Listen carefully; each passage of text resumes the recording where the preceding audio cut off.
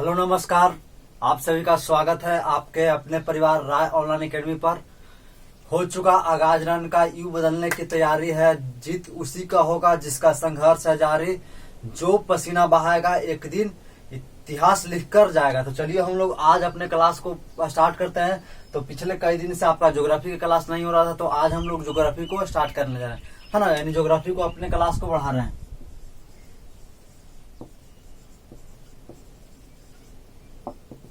हम लोग आज क्या पढ़ने वाले हैं? ज्योग्राफी। ज्योग्राफी में पिछले क्लास में आपको नदी घाटी परियोजना पढ़ा को हम लोगों ने शुरू किया था, और नदी घाटी परियोजना में सिंधु नदी घाटी परियोजना को हम लोगों ने कंप्लीट कर चुका था। तो आज के हम लोग क्या क्लास में क्या पढ़ेंगे बच्चों?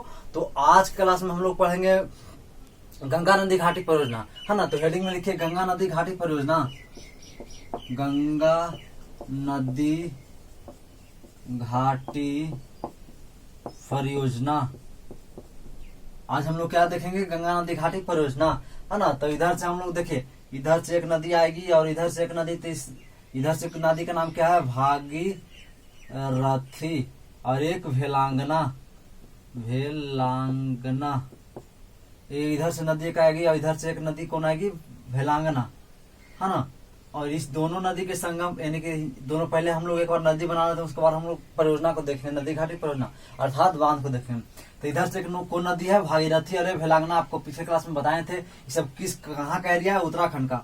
और इधर से एक दोनों को संग मिल जाने के बाद एक, है ना, नदी आगे बढ़ जाएगी। तो दोनों का, है ना। उसके बाद देखिएगा इधर से एक यमुना, तो ये आपका होगा, इधर चल गए। इधर से एक यमुना नदी निकल के आई, कहाँ से, है ना, एक यमुना यमुनोत्री से निकल के, और एक कहाँ? तो इलाहाबाद में मिल जाएगी। कहाँ में मिल जाएगी? यमुना। ये यमुना नदी है। तो ये आपका कौन है? गंगा नदी में भागीरथी और भेलांगना। तो हम लोग मेन रूप से क्या हम लोग पढ़ने वाले हैं? गंगा नदी घाटी के परियोजना, यानी गंगा नदी पर कितने कितने बांध बनाए गए। तो सबसे पहले हम लोग ये देखेंगे। हाँ, तो देखिएगा, तो भागीरथी और भेलांगना नदी जहां मिलती है, इस एरिया का क्या नाम है? टिहरी गढ़वाल। टिहरी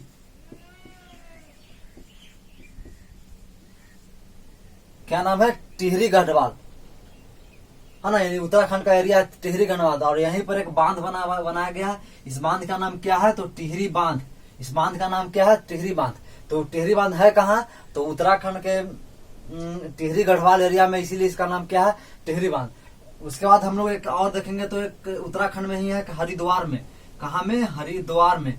हरिद्वार के पास है, उसका नाम क्या है? भीमगोड्डा बांध। इस बांध का नाम क्या है? भीमगोड्डा। एक टिहरी बांध और एक दूसरा भीमगोड्डा बांध। दो आपका ये हो गया। उसके बाद देखिएगा इधर से यमुना नदी के तीन सहायक नदी को हम लोग देखेंगे। एक नदी देख लीजिए, ये सहायक नदी है। इस नदी को हम लोग क्या कहेंगे?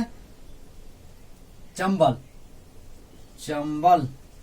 एक नदी और यहाँ से मिल जाती है, इसका नाम क्या है? बेतवा। और एक नदी और है, एक नदी का नाम क्या है? केन, है ना। तो हम लोग चंबल नदी पर 3 परियोजना मिलेगा, यानी चंबल नदी पर 3 परियोजना बनाया गया। पहला देखिएगा कौन कौन सा परियोजना। हम लोग नीचे से चल रहे हैं, तो नीचे से में एक परियोजना बनाया गया। इस परियोजना का नाम क्या है? गांधी सागर परियोजना। क्या नाम है? गांधी सागर। निचला का नाम क्या है? हम लोग देखेंगे, इधर से बना लीजिए, है ना, चंबल में हम लोग सबसे पहले देखेंगे तो गांधी सागर परियोजना। ये कहाँ में है? तो एमपी में, यानी मध्य प्रदेश में है। हम लोग ये देखेंगे पहला, यानी कि एक बनाया गया। चंबल में एक और बांध है, इसका नाम क्या है? तो दूसरा हो गया महाराणा सॉरी, एक आपका कौन हो गया? देख लीजिए, चंबल में है ना, गांधी सागर, महाराणा प्रताप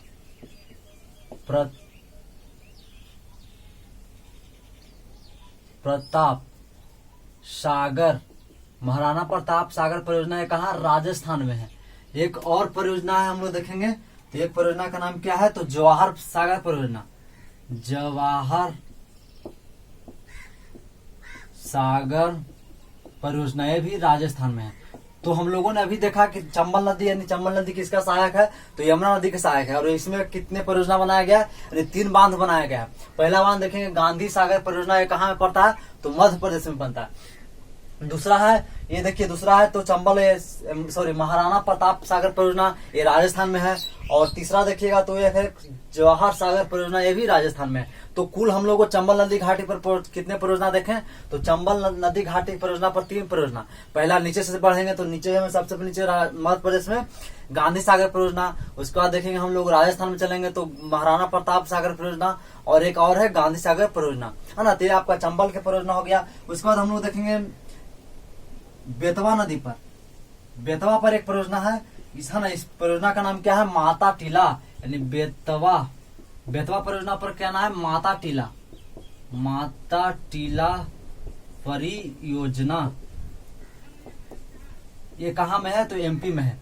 तो कुल यानी कि बेतवा नदी पर कितने एक परियोजना है, उस परियोजना का जो इम्पोर्टेंट है वो माता टीला परियोजना है। कहाँ पड़ता है, मध्य प्रदेश में।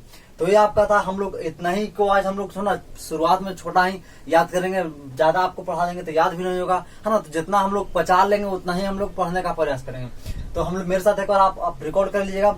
इधर से एक नदी कौन है, भागीरथी नदी, और इधर से भेलांगना। भागीरथी नदी और भेलांगना जिस के संगम पर एक बांध बनाया गया है, उस बांध का नाम क्या है, टिहरी बांध। और ये कहाँ पड़ता है तो उत्तराखंड के टिहरी गढ़वाल एरिया में पड़ता है, यानी क्षेत्र में पड़ता है। उसके बाद देखेंगे हरिद्वार में उत्तराखंड के हरिद्वार में भी एक बांध बनाया गया, उसका नाम क्या है, भीमगोड्डा बांध। उसके बाद हम लोग देखेंगे यमुना के सहायक नदी कौन है, चंबल। तो चंबल में 3 परियोजना है, गांधी सागर परियोजना जो एमपी में पड़ता है। उसके बाद महाराणा प्रताप सागर परियोजना, ये कहाँ, राजस्थान में पड़ता है। और एक तीसरा हो गया जवाहर सागर परियोजना, ये भी कहाँ में है तो राजस्थान में है। उसके बाद देखिए बेतवा नदी परियोजना में एक बांध बनाया गया, माता टीला परियोजना। क्या बनाया गया, माता टीला परियोजना। और ये है ना, तो जनरल देखिए इतना ही परियोजना है जो आपको पढ़ना है, यहीं से आपका प्रश्न आएगा। बाकी हम लोग जब सोन गंडक के आपका बहुत सारा अभी नदी है जो हम लोग नेक्स्ट क्लास में देखेंगे। मेन रूप से हम लोग यही इसी को हम लोग विषय है ना स्पेशली पढ़ेंगे। तो देखिए टिहरी गढ़वाल एरिया में आपको पता होगा कौन सा आंदोलन चला था, चिपको आंदोलन, चिपको, है ना। तो देखिए टिहरी आखिर चिपको आंदोलन क्यों चला, इसके बारे में हम सबसे पहले हिस्ट्री जानेंगे। तो देखिए जब टिहरी बांध यानी टिहरी भागीरथी और भेलांगना नदी के संगम पर यानी टिहरी गढ़वाल में जब बांध बनाया गया तो ये एरिया जो बाढ़ की स्थिति उत्पन्न हो गया, इस जो टिहरी गढ़वाल एरिया उत्तराखंड का वो जलमग्न हो गया। तो इसी के लिए सरकार ने निर्देश दिया कि क्या किया, पेड़ काटने का निर्देश दिया। क्या दिया तो बाढ़ से निजात पाने के लिए, है ना। तो टिहरी गढ़वाल में की जो एरिया में जो इतने भी वन थे पेड़ को काटने का सरकार ने निर्देश दिया। तो सरकार ने निर्देश दिया तो इसी में एक व्यक्ति थे कौन, उसका नाम क्या, सुंदरलाल बहुगुणा। सुंदरलाल बहुगुणा, एक व्यक्ति का नाम क्या है, सुंदरलाल बहुगुणा। तो सुंदरलाल बहुगुणा ने उत्तराखंड में टिहरी गढ़वाल जो पेड़ सरकार ने काटने का निर्देश दिया, तो उसी को बचाने के लिए यानी पेड़ को बचाने के लिए चिपको आंदोलन, यानी पेड़ में चिपक कर यानी पेड़ में सट कर एक आंदोलन चलाया, उसी को नाम हम लोग क्या कहते हैं, चिपको आंदोलन, है ना। तो ये आपका चिपको आंदोलन जो किसके एरिया से, टिहरी गढ़वाल से संबंधित है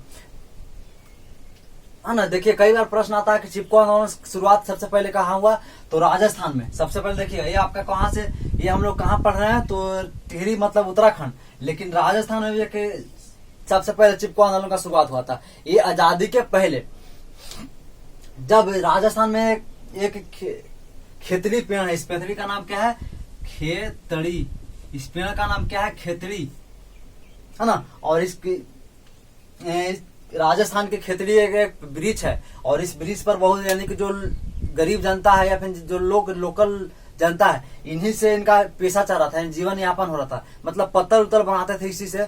तो बताइए इसी से तो सरकार उस समय राजतंत्र था, तो राजा ने निर्देश दिया कि इस पेड़ को ही जहां जहां पेड़ है वहां कटवा दो, है ना। तो पेड़ कटवा दो। तो इसी में एक व्यक्ति है, महिला, पुरुष नहीं महिला, इनका नाम क्या है, अमृता देवी।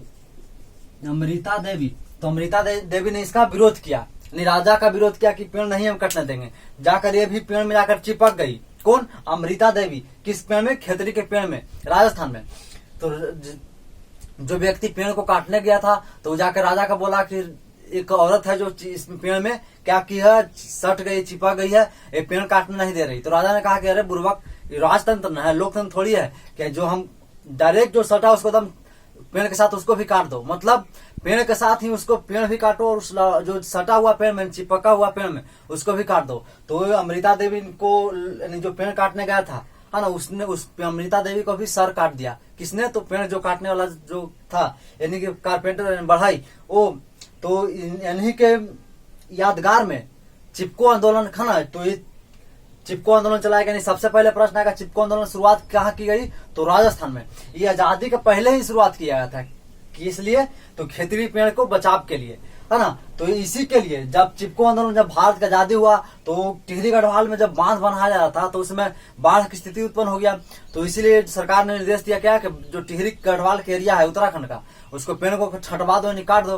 तो इसी में एक कौन सुंदरलाल बहुगुणा ने कहानी सुनाया, किनका? अमृता देवी का, यानी कि लोकल लोगों का, टिहरी गढ़वाल के लोगों का कहानी सुना रहे हैं, यानी इतिहास बता रहे। कौन? सुंदरलाल बहुगुणा के। देखो एक हम लोग व्यक्ति हैं और एक अमृता देवी थी कि खेतरी पेड़ को बचाने के लिए अपना प्राण को त्याग दी, यानी अपना सर को कटवाने के लिए कटवा दी। और एक हम लोग हैं जो अपने पेड़ को यानी कि अपने पर्यावरण को सुरक्षित नहीं बचा पा रहे हैं, है ना। तो इसी को बहुत ज्यादा मोटिवेट करेंगे।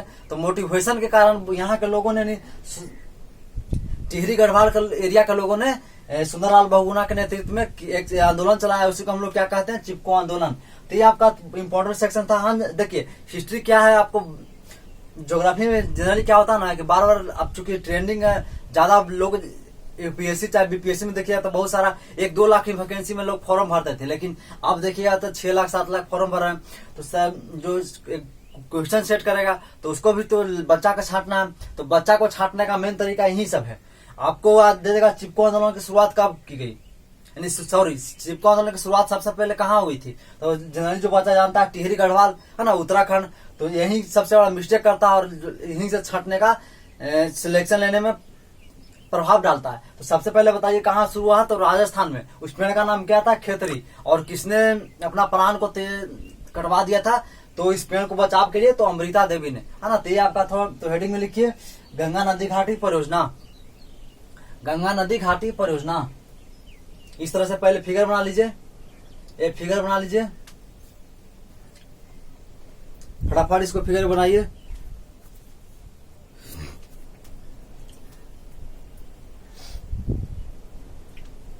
है ना, फिगर को बना लिए। तो उसके बाद लिखिए ये टिहरी है, यहाँ लिखिए टिहरी बांध। ये कहाँ पड़ता है? तो उत्तराखंड टिहरी गढ़वाल एरिया।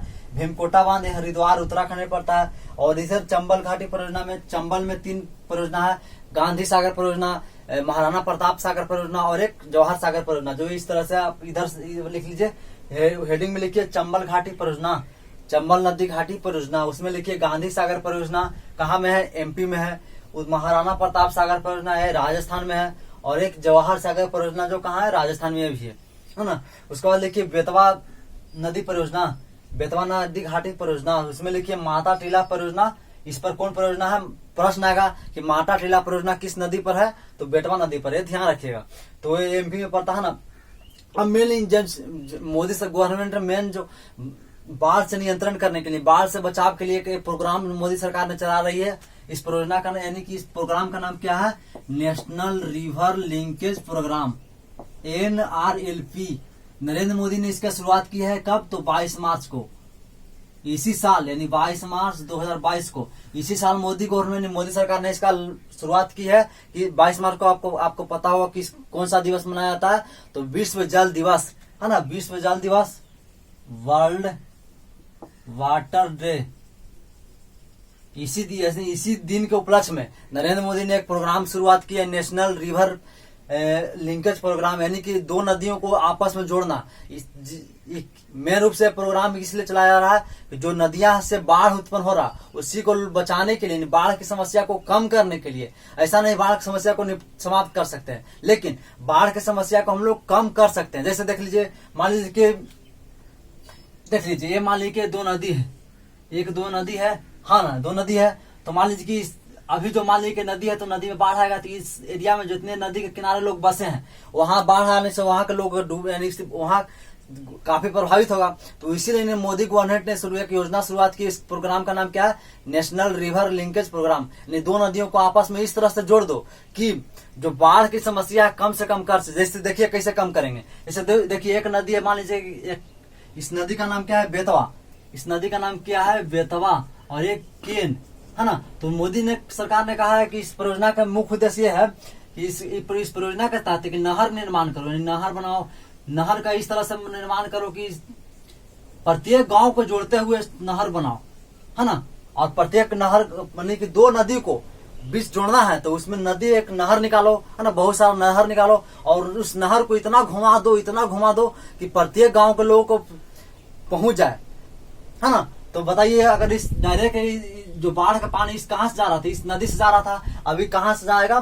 तो इस नहर होते हुए जाएगा। तो जो नदी को डायरेक्ट पानी जाना चाहिए था नदी में, वो पानी इधर नहर में जाएगा। तो बताइए, उस एरिया में जो नदी में पानी कमेगा तो बाढ़ की समस्या कम होगा। दूसरी बात, जो नहर का निर्माण होगा तो नहर के निर्माण से जो एरिया सुखाड़ एरिया है, जहां पानी कम से कम होता है, तो इस एरिया में सिंचाई की सुविधा किस लोगों को मिल जाएगा, है ना। तो बहुत सारे इस योजना का बहुत सारे फायदे हैं, है ना, एडवांटेज है। तो इसीलिए मोदी गवर्नमेंट ने शुरुआत अभी किस नदी से किया है? तो बेतवा और केन नदी को आपस में जोड़ने का प्रोग्राम चल रहा है। लेकिन अगर ये सफल तो होगा ही। जब ये सफल हो जाएगा तो बहुत सारे और सा नदियां में इस प्रोग्राम को चलाया जाएगा। तो ये आपका था बता दिया है ना, नेशनल रिवर लिंकेज प्रोग्राम के बारे में। तो इसको भी हेडिंग में लिख लीजिए, लिखिए National River Linkage Programme. National River Linkage Programme लिखिए। 22 मार्च 2022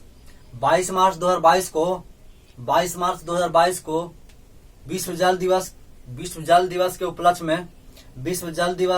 में मोदी सरकार ने इस योजना की शुरुआत की है। इस योजना का शुरुआत